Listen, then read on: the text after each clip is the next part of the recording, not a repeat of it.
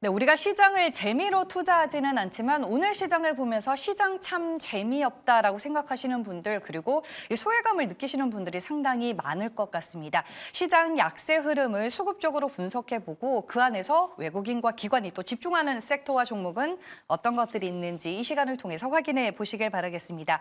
시장이 선택한 종목 오늘은 변영인 대표와 함께합니다. 안녕하세요.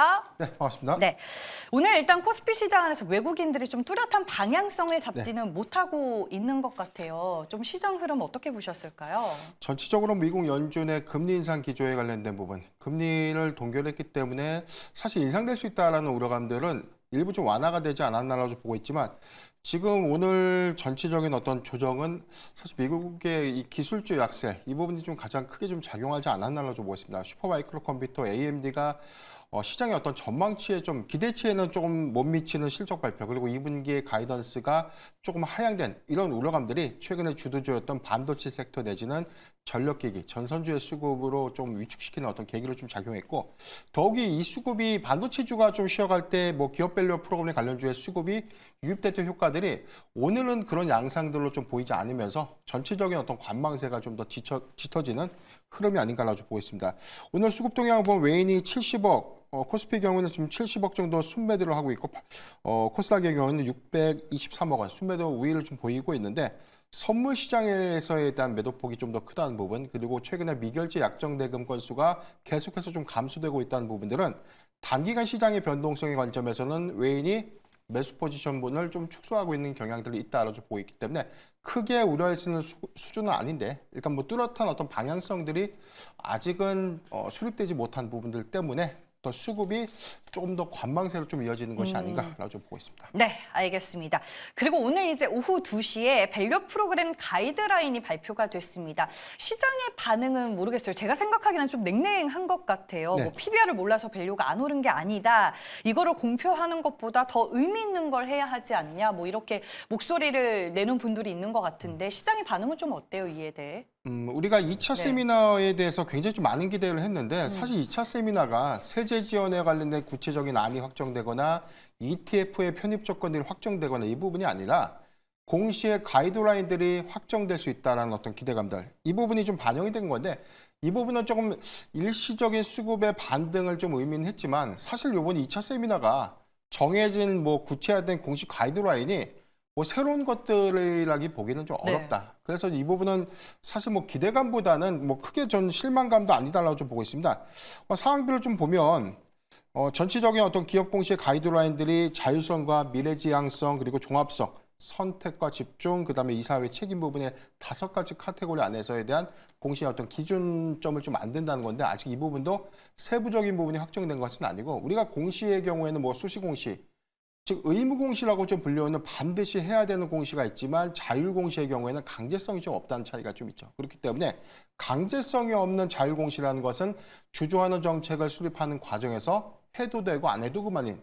그래서 시장의 인식이 그 전에 이미 실망감으로 좀 반영된 측면들이 좀 있었지만 최근에 주가가 좀 반등했던 기업밸류 관련 종목들의 추세가 좀 반등됐던 부분은 세제죠. 뭐 분리과세라든가 법인세에 관련된 공제 이슈, 그리고 뭐 ETF 편입 유입 조건, 뭐 이런 것들이 조금 구체화되면서 수급 반등을 좀 이끌었기 때문에 우리가 너무 조급하게 세미나에 관련된 내용을 주목하기보다는 올해 상반기 내지 연내에 가셔야될 수 있는 세제 지원안, 그래서 분리과세를 하는 건지 법인세액의 공제액은 얼마까지 한도를 좀 정해줄 수 있는지 또는 ETF의 편입 유입 조건들에 대한 관련된 세부 사항들은 언제쯤 확정된지 이런 어떤 이벤트들 남아있기 때문에 네.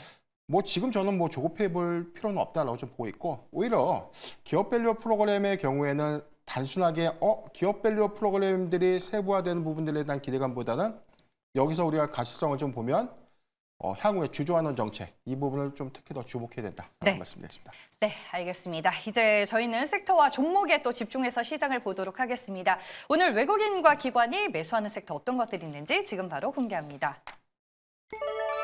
네, 오늘 전체적으로 같이 사는 섹터는 화장품, 방산이 좀 눈에 띄기는 합니다. 외국인과 기관 모두 방산, 화장품 그 외 중국 소비주 등에 이제 수급 중심을 좀 두고 있는 것 같은데 네네. 각각 수급 주체 매수 섹터 특징 어떻게 볼 수 있을까요? 우선 지금 방산주의 경우에는 뭐 우리가 연휴 이전에 하나 에어로스페이스가 실적 발표를 했는데 1분기에 기대치보다 좀 하회했던 실적 때문에 방산주 전체에 좀 조정으로 좀 작용했고, 다만 이 부분이 뭐 수주가 좀 감소됐거나 추가 수주에 관련된 뭐 불확실성이 언급되기보다는 오히려 1분기에 인도량에 관련된 이슈. 그래서 이제 인도가 좀 더 지연됐기 때문에 1분기에 실적 반영 효과 좀 미비했던 부분들은 이미 예측 가능했던 어떤 전망들이었기 때문에 최근에 뭐 방산주가 급등했던 어떤 배경들 안에서 단기적인 어떤 조정의 빌미로 좀 작용했다고 보고 있고, 오늘 매수세의 경우에는 뭐 주도주가 좀 쉬어가는 과정에서 뭐 오늘 같은 경우는 뭐 현대로템이 뭐 페루에 뭐 장갑차 30대를 좀 공급한다는 어떤 이슈가 좀 있었고, 전반적인 추가적인 수주에 관련된 기대감들이 다시 한번 좀 부각되면서 저가 매수 유입 구간으로 좀 작용했다라고 좀 보고 있습니다.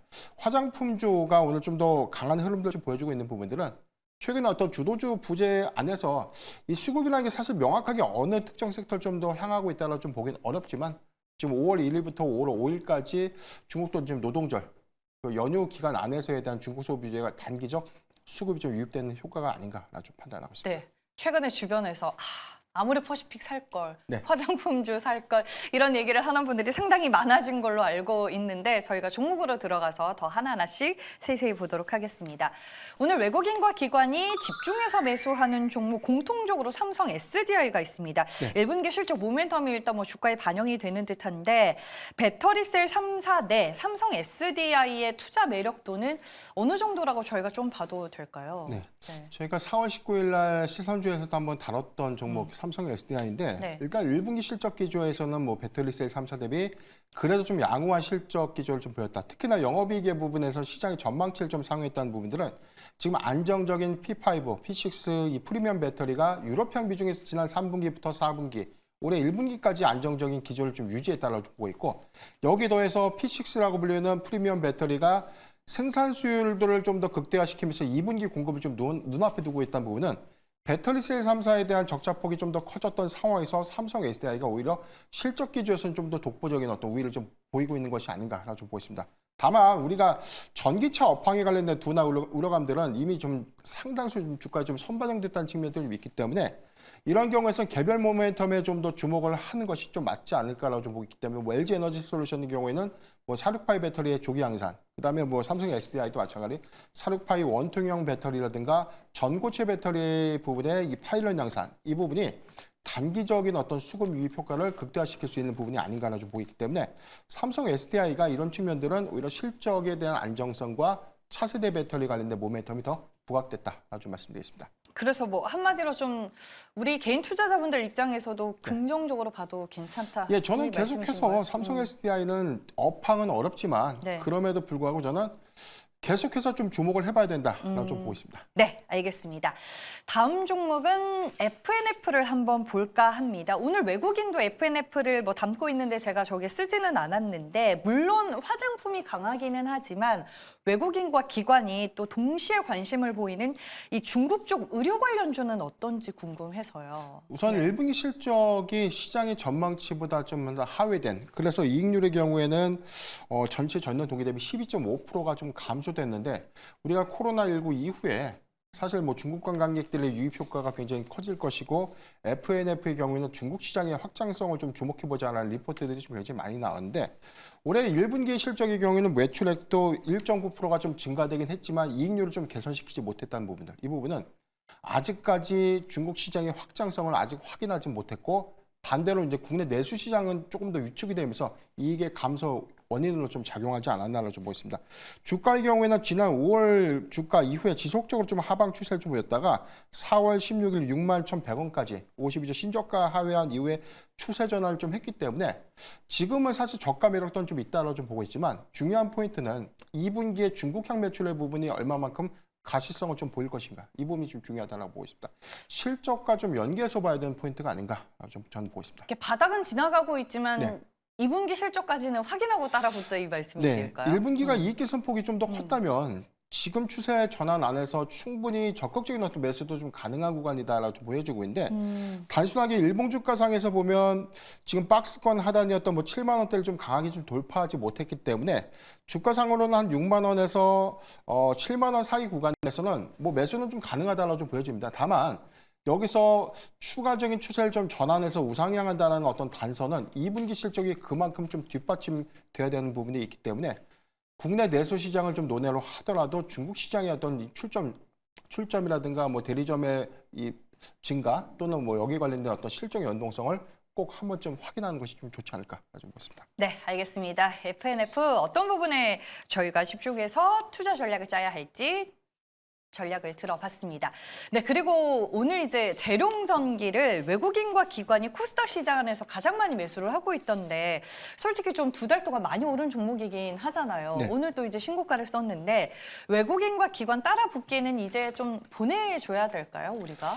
네, 오늘도 52주 신고가 67,900원 주가상승을 했고요. 아직 1분기 실적 발표는 안 했는데 지난해 실적을 보면 영업이익률이 굉장히 높았습니다. 그러니까 통상적으로 우리가 변압기 업체들의 영업이익률을 10%에서 15%대로 좀 추산하고 있는데 한 35%에서 40%에 가까운 영업이익률. 이게 전반적인 어떤 인프라 투자가 확대됐던 부분이기 때문에 만약에 재룡전기가 1분기의 영업이익률이 15% 이상을 좀 상회하는 20%대에 대한 설정률도 좀 더 확인이 된다면 저는 시가총액의 어떤 부분들은 한 1조 2천억 원대까지 추가 상승 좀 남아있다고 좀 보기 때문에 지금 다소 신규 진입은 부담스러울 수는 있겠지만 조정이 주는 구간에서는 시총 한 1조 2천억 원대, 그래서 주가적인 부분 한 7만 5천 원에서 약 8만 원 구간까지에 대한 상승 여력은 좀 남아있다고 좀 보겠습니다. 보유자의 네. 영역이긴 한 거죠. 네, 그렇죠. 보유자는 조금 더 안전하게 좀 가져가도 괜찮은 구간이라고 보기 때문에 5만 7천 원이 이탈되지 않는다면 저는 보유익을 좀 제시해드리고요. 신규적 진입 관점에서는 한 6만 2천 원 구간이 하회한다면 비중 5에서 10% 부분의 한 분할 매수는 좀 가능하지 않을까라고 보고 있는데 중요한 포인트는 1분기 실적의 영업이익률이 과연 얼마만큼 증가됐을까? 그러니까 영업이익이 아니라 영업이익률입니다. 그래서 이익률이 한 20% 이상을 좀 더 보여준다면 전 추가적인 상승이 남아있다라고 보겠습니다. 알겠습니다. 오늘 시총이 지금 1조 473억 원을 기록하고 있는데 1조 2천억 원까지는 좀 볼 수 있지 않나라고 얘기를 해주셨습니다. 오늘 저희가 이제 쭉 종목을 추려서 봤는데 변영인 대표님, 그러면 우리 투자자분들 오늘 시장에서는 외국인을 따라갈까요? 기관을 따라갈까요? 저는 사실 뭐 시장의 어떤 방향성들이 조기 금리 인하에 관련된 뭐 금리 인하의 기대감들이 굉장히 좀 쇠퇴됐기 때문에 사실 뭐 특정 수급을 좀 주목하기보다는 양수급이 좀 주목하는 종목들이 좀 더 우위를 보이지 않을까. 그래서 저는 기관과 외인이 동시에 수급 우위를 좀 보이고 있는 삼성 SDI를 좀 토픽으로 선정해봤습니다. 네. 앞서서 이제 긍정적으로 보고 있다라고 얘기를 해주셨으니까 우리가 가격적인 측면에서 좀 어떻게 접근하면 좋을지 팁을 주시죠. 네, 최근에 이 인터배터리 2024 이후에 주가 좀 반등을 했었고 여기에 관련돼서는 전고체 배터리에 관련된 파일럿 양산 체계 구축 이후에 2026년 또는 2027년도에 양산 체제를 구축하겠다라는 어떤 발표에서에 대한 수급 전환을 했었고요. 그리고 이후에 주가가 좀 일시적인 좀 조정을 좀 받았다가 이번 주에 실적 발표를 통해서 다시금 추세 전환하는 흐름들 좀 보여주고 있지만 전기차 업황에 관련된 우려감들은 우리가 부분적인 선반영이 좀 됐다라고 보고 있기 때문에 배터리셀 3사 안에서는 비교적 유럽향에 대한 프리미엄 배터리 출하량들이 좀 더 증가될 수 있다는 점을 상기해 본다면 여기에 더해서 468 원통형 배터리에 대한 2025년도 파일럿 제품 양산 내지 전고체 배터리 관련된 기술 개발 이슈 또는 시제품이 공급되는 이슈들이 계속해서 좀 나와진다면 삼성 SDI의 경우에는 추가적인 어떤 상승 내지 수급 전환이 좀 용이하지 않을까라고 좀 보고 있기 때문에 저는 한 44만 5천 원 미만은 분할 매수가 좀 가능하다라고 좀 말씀드리겠고요. 목표가는 52만 원 그리고 손절가 36만 5천 원을 제시해드리겠습니다. 네. 4월 18일에도 출연하셔서 토픽으로 삼성 SDI를 꼽아주셨네요. 네. 그 이후로 일주일이 지난 시점 동안 좀 주가가 오르기는 했는데 여전히 긍정적으로 본다라고 얘기를 해주셨고 그와 더불어 가격적인 전략까지 오늘 제시를 해주셨으니까요. 다시 한번 잘 참고해서 보시길 바라겠습니다. 네, 시장이 선택한 주식 시선주 오늘은 변영인 대표와 함께했습니다. 고맙습니다.